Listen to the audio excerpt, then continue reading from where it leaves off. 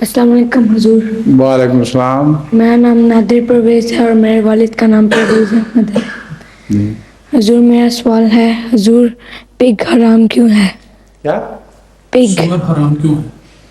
سور حرام ہونے کی بہت سی وجوہات ہیں.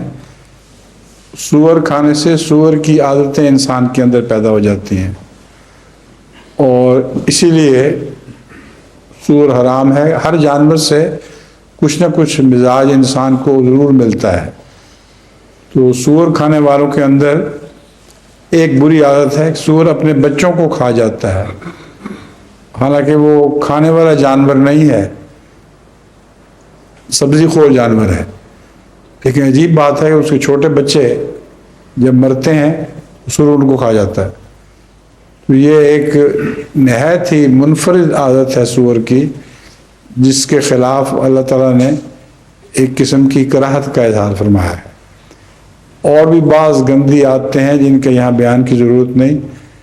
ایک دفعہ میری گفتگو ہو رہی تھی یونیورسٹی آف لنڈن میں، وہاں سوال جواب کی مجلس میں کسی نے یہی سوال کیا کہ میں نے بتائیں بعض سور کی عادتیں کہ وہ عادتیں جو ہیں یہ جس میں داخل ہو جائے سور کا گوشت، ان کو یہ عادتیں پڑ جاتی ہیں.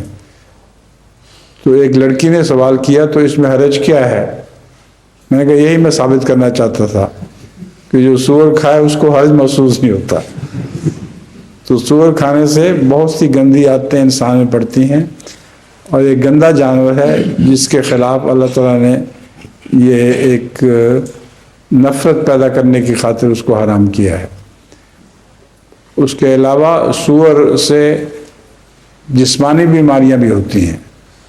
سور کھانے والوں کو کہ جو جگر خراب ہونے شروع ہو جاتے ہیں اور چربیاں چڑھ جاتی ہیں.